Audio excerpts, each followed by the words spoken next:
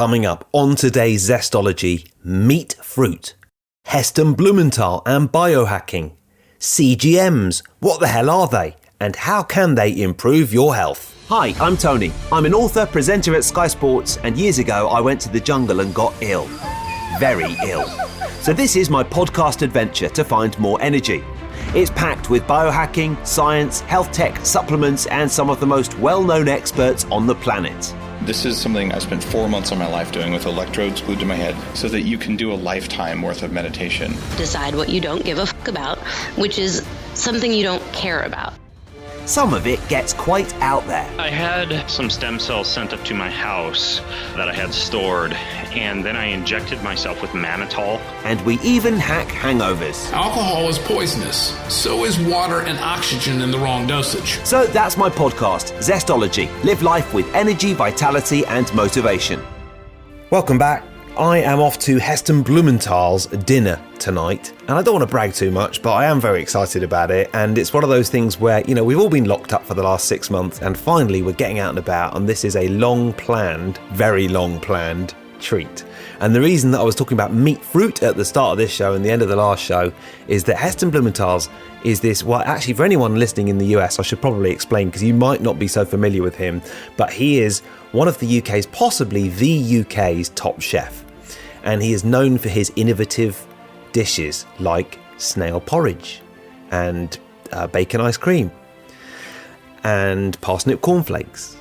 And where I'm going tonight, I'll be eating meat fruit. So I will tell you all about it in the next podcast here on Zestology. And there is a relevance to why I'm talking about meat fruit today, because we're going to be looking at what happens when you have a bit of a blowout, when you go to a posh place for dinner, you have some meat fruit and a couple of drinks, and you feel all right the next day. Because today on Zestology, we're going to be featuring a couple of different innovations that can help you feel better the next day.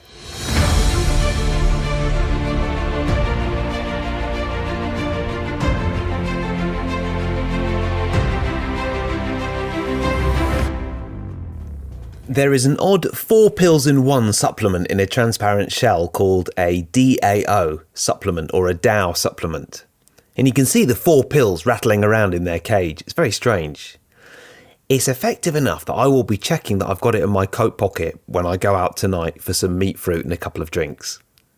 Because this supplement works by focusing on DAO or DAO. It's the primary enzyme that degrades ingested histamine. And you might be thinking at this point, oh, I've heard him banging on about histamine and histamine intolerance. That's not me, that's fine. Well, trust me, if you're going to go out and have a couple of glasses of wine tonight or at any point, and we're talking about drinking in moderation here, you do want to be looking at the histamine element, because there's pretty much nothing in the world that has histamine levels as high as wine. And histamine plus wine often equals a serious feeling of meh.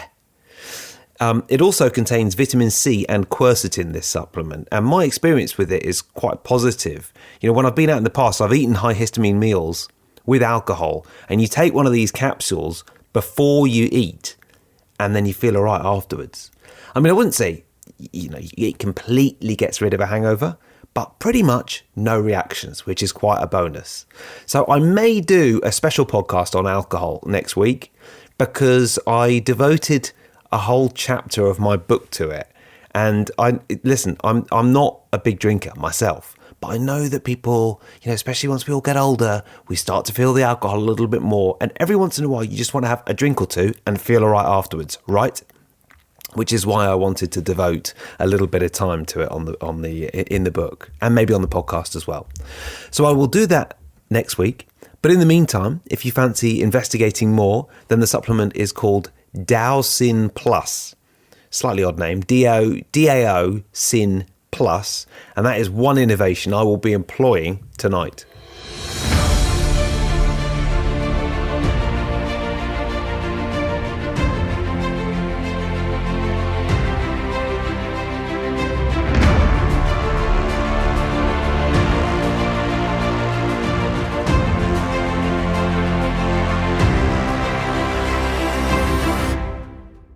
Well, another welcome health tech innovation from the last few years has been continuous glucose monitors, or CGMs. That's what they are.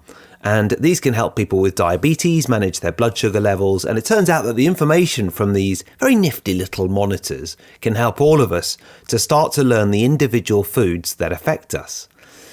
They're really easy to use. You buy one from a company like Freestyle Libre, and you attach the monitor to your arm for a couple of weeks, and it doesn't hurt at all. And then you get loads of info on an app. And there is one app that has come out recently, which is absolutely fantastic, called Veri, Veri. You might have heard of it if you're kind of deep into this world. And today, I am speaking to the man who is the founder and CEO of Veri, Anttoni Aniebonam. And he's created this app that sort of measures all your results, which is absolutely fascinating. And this is why I think today's podcast is so important. You know, I thought oats were relatively healthy, but I was surprised to find out that they spike my blood sugar more than stuff like apple crumble, for example. I've also found out, and you'll hear a bit more about this on the podcast today, a good intense workout on the day of a heavy meal will help blunt my glucose response. So I'll be going to do one of those before I go out for dinner tonight. I'll be getting on the old exercise bike and giving that. And I found this to be one of the most consistent things that really helps. I've even taken to going for a stroll or doing some squats after a carb heavy workout. Amazing, isn't it? Let's speak to Anttoni Aniebonam then. He is the founder and CEO of Veri.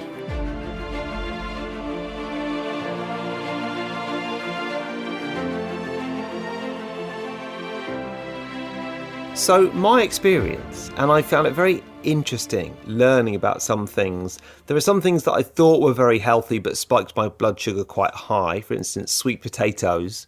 I always thought they were great, but they don't turn out to be as great as I thought they were.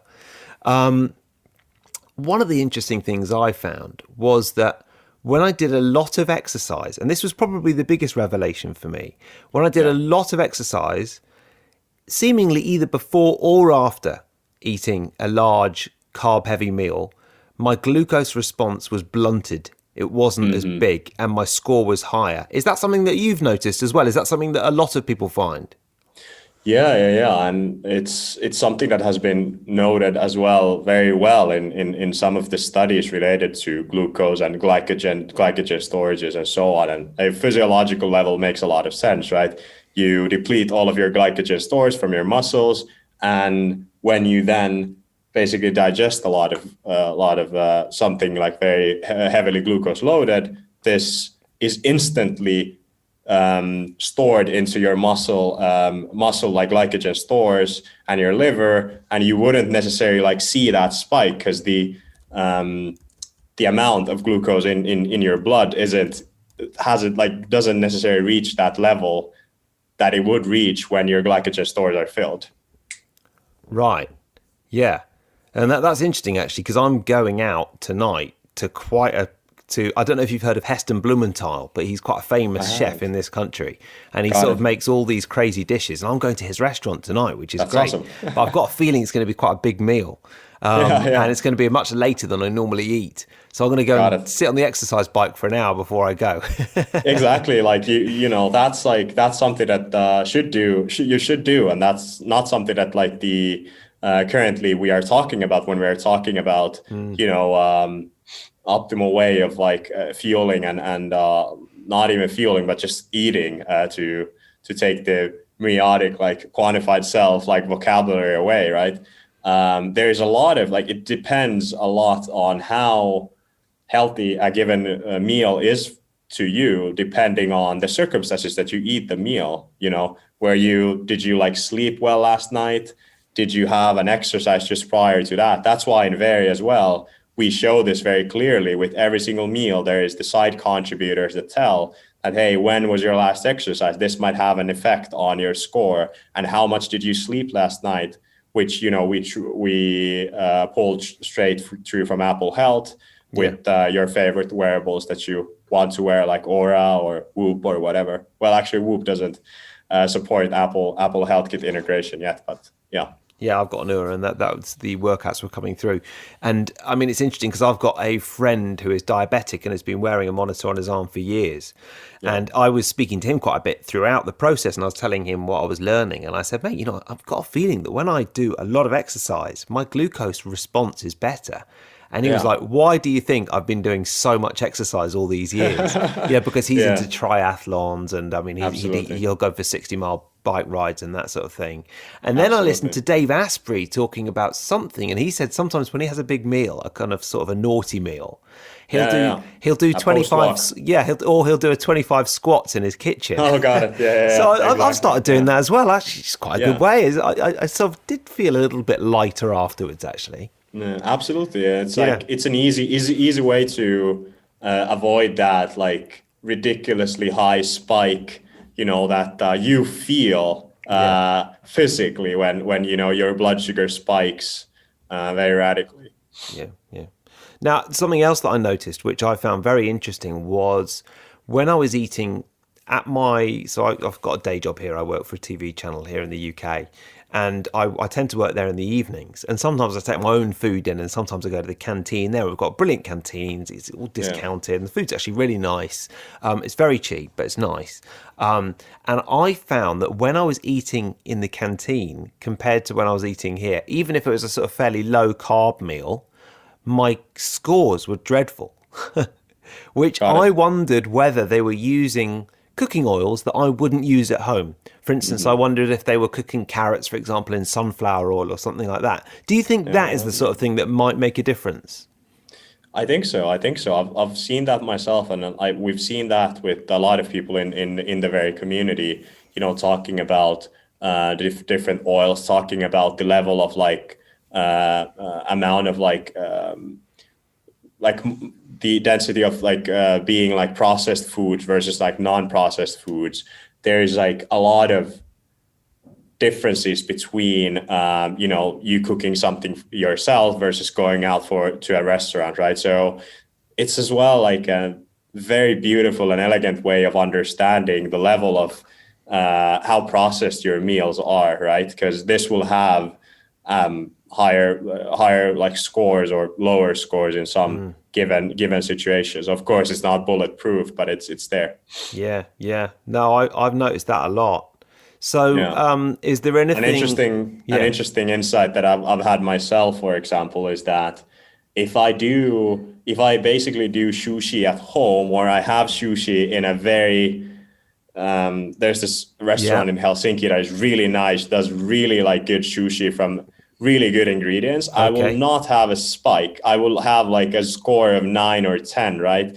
Even without the exercise part, right? But when I go to then like a more nastier sushi buffet type of setting, just to grab like quick lunch, I will see a huge spike in my glucose levels.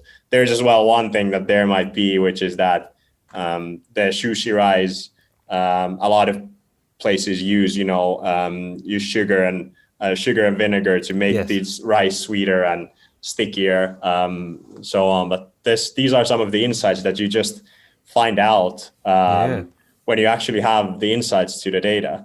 That's interesting that you mentioned allergies a little bit earlier on. I know that one of the things that you have to avoid with histamine intolerance is fish. And fish doubles in histamine, sometimes every 20 minutes.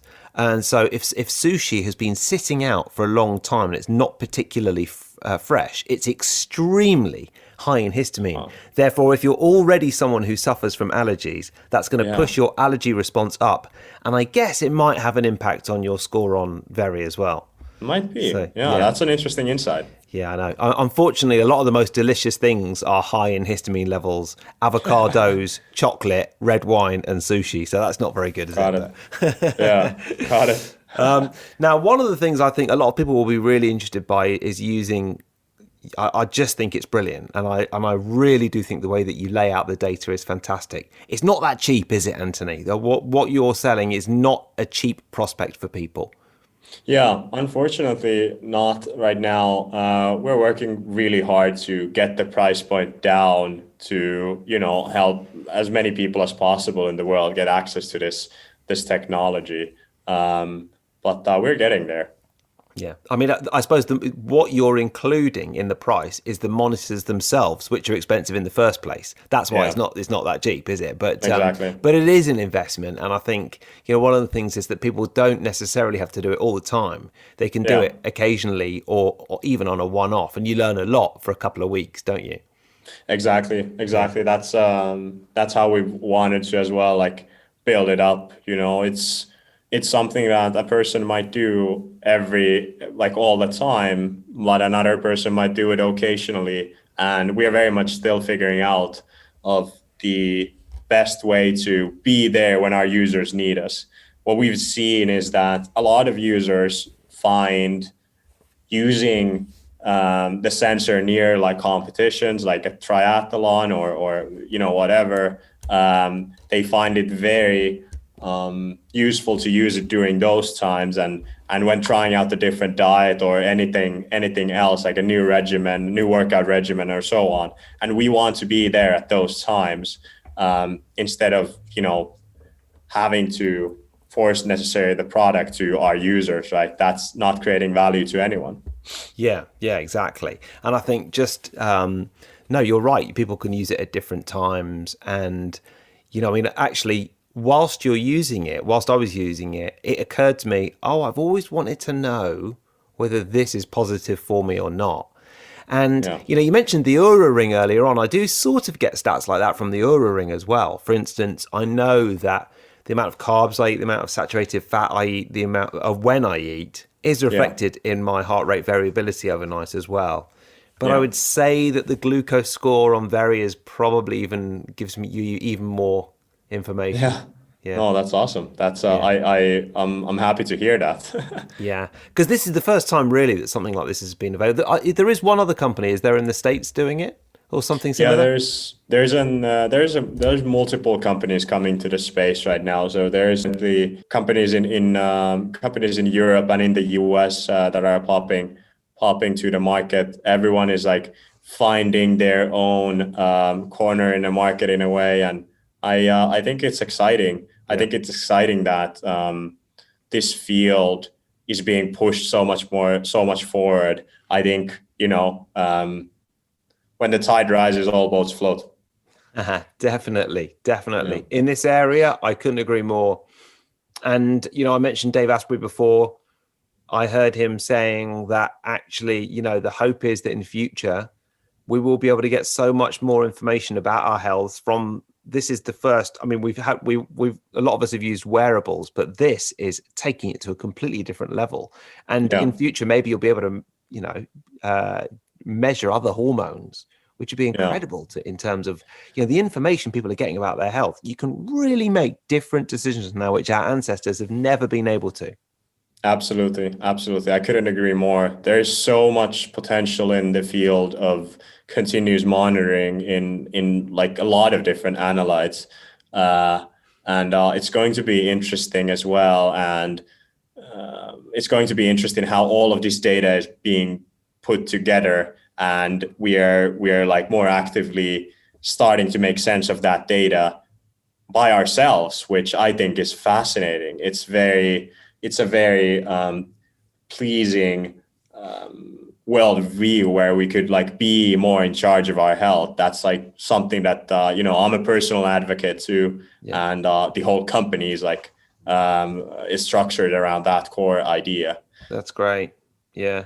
Well, I am a huge fan of what you do. I'm really not just saying it. I think it's brilliant. So if there's any way I can help you in future, then awesome. Then I'd love to be involved, and I'll shout it from the rooftops. Something that I've asked. Thank you, Tony. That's awesome. No worries. Honestly, it really is great.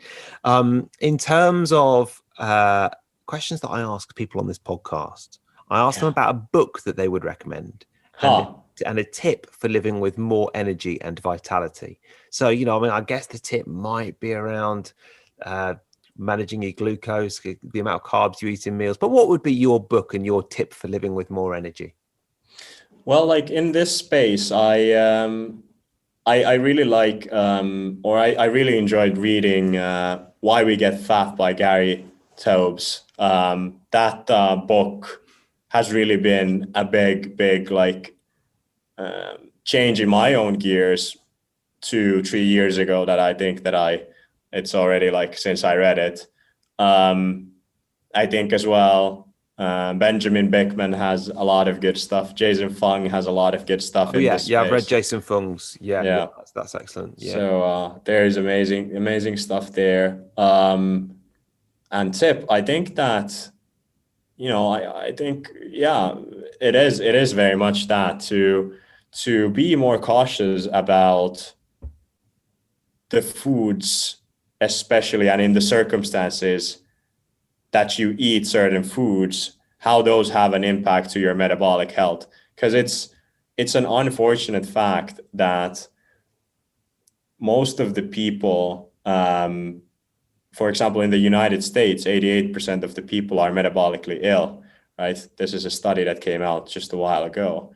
And this is something that we need to do something about. And glucose is just one way of looking at it, but it's a very comprehensive way. So understanding and being more cautious about the foods, the quality of the foods, timing of different meals, and in what circumstances is going to be crucial in the future. And that's something that I would recommend everyone to think about and take into consideration.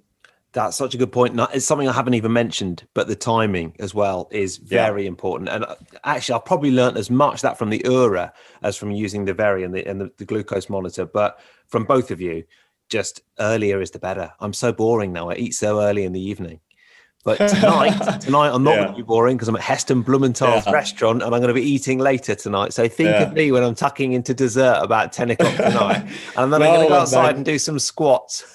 Exactly. No, but that's the thing as well. Something that I want to say is that it really takes out the variability that our brains need if we, live 100% clean. Yeah. Leaving that 20% variability, that question mark factor, so to say, keeps our minds happy as well. So enjoy your dinner, Tony. You've deserved it. Thank you. I do deserve it. Yeah. And absolutely. Actually, funnily enough, you say that when I think I was wearing the monitor over New Year's Eve and I had some rum and I had it with a mixer that was sort of 0-calorie mixer, one of these natural flavored waters.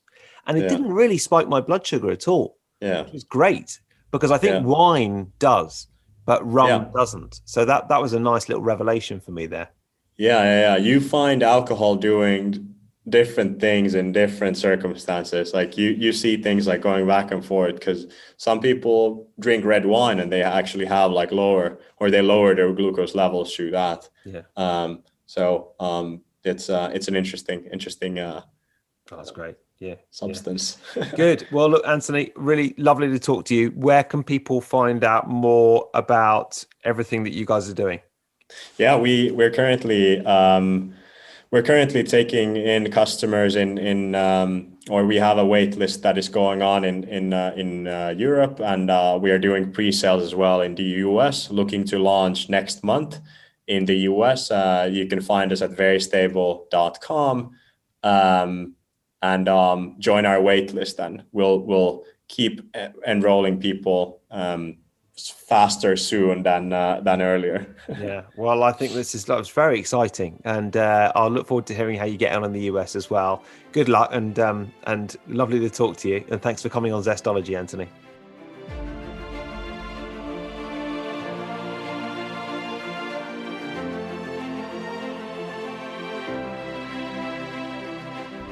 Thank you to Anttoni. Thank you for listening. I'll let you know how I get on with the old meat fruit tonight. And I think, next week as well as that, every once in a while, special occasion, a few drinks and a glass of wine is nice. I will do an alcohol special next week. See you then.